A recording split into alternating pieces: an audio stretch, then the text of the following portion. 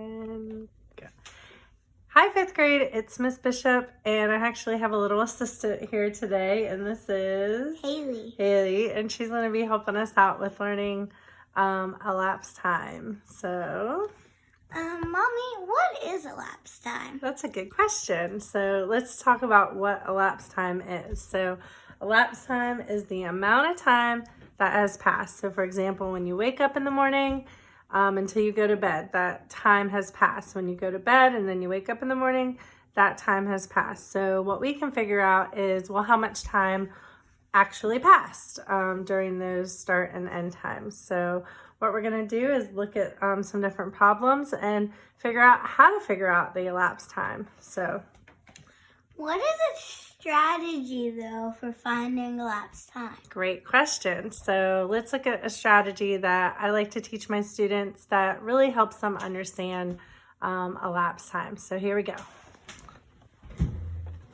All right, here we go. Okay, so let's say we are looking at this problem, okay? And let's read this problem together. So it says, Jackie is taking a trip to New York City after the virus goes away. Yay.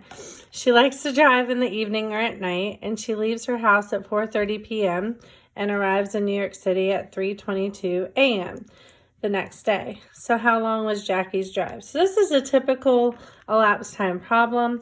And what you're always going to want to figure out with your problem is these three things. Do I have a start time? So do I have a start time? Oh, I should erase that. Hold on. All right. So do I have a start time? Okay. And then, of course, between the start time and the end time is going to be the elapsed time. So with every elapsed time problem, you're going to be given the start time and the end time, and you have to find the elapsed time. Or maybe you're given the start time and the elapsed time, and you have to figure out the end time.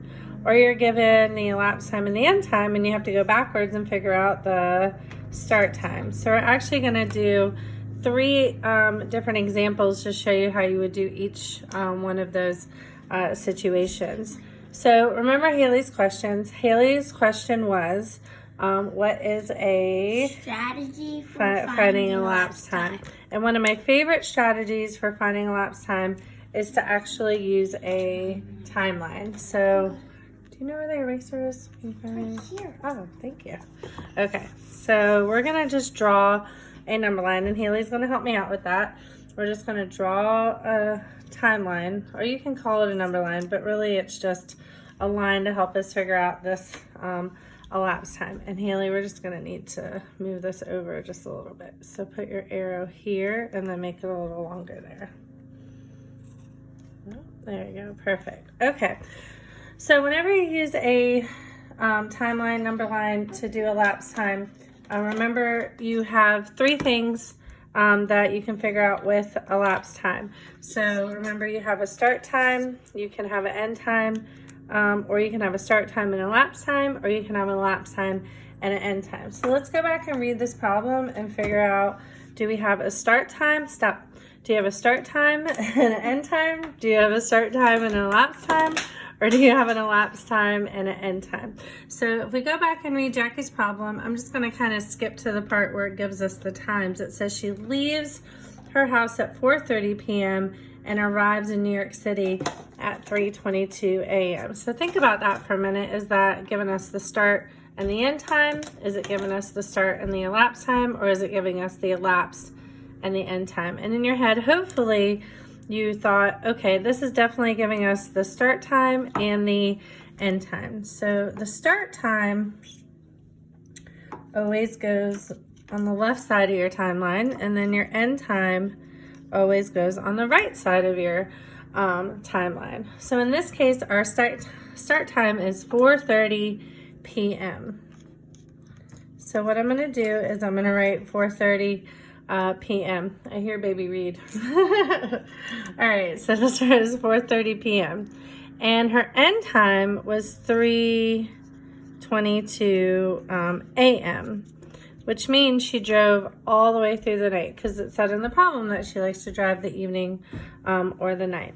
So when you're using a number line, all right, it's easy to jump by hours first, then jump by minutes.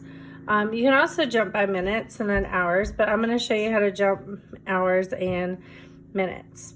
So the first thing I'm going to do is I'm going to jump hours. I'm going to use blue to jump with hours, and I'm going to use my red marker to jump with minutes. So I'm going to jump 1 hour and do 5:30 p.m.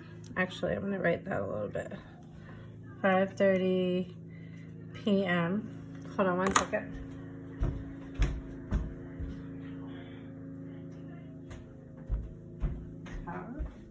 So from this point to this point, that's 1 hour. And then I'm gonna jump another hour, that's 6:30 p.m. I jump another hour, that's 7:30 p.m. And then 8:30 p.m. And then 9:30 p.m. You know what? I probably need to make these hours a little bit smaller because I'm noticing I'm probably going to run out of room on my timeline. So this is 5:30 p.m. and 6:30 p.m.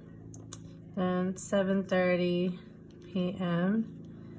8:30 p.m. 9:30 p.m.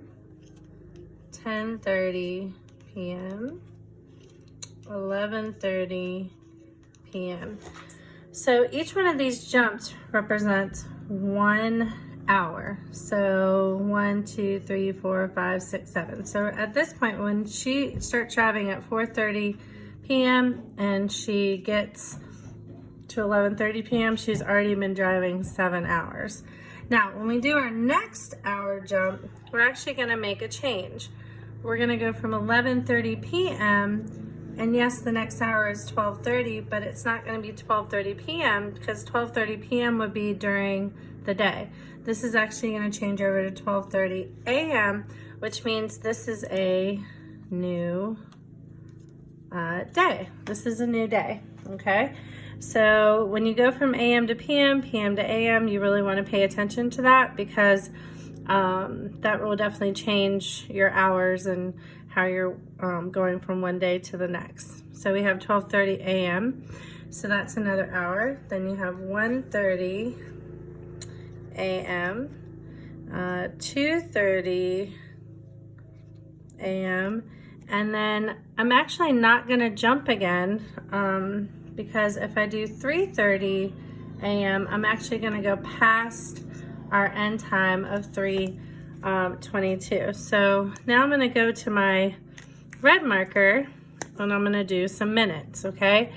So I'm at 2:30 a.m. and I need to get to 3:22 a.m. Well, I know that from 2:30 to 3 a.m., I hope you guys can see that.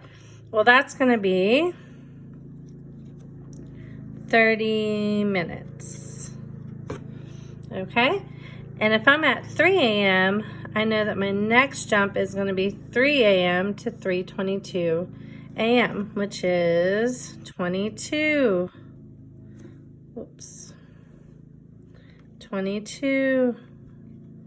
minutes, okay? So you've got 30 minutes and 22 minutes. So from 2:30 a.m. to 3:22 a.m., that's going to be 30 minutes to 3 a.m. and then another 22 minutes to 3:22 a.m.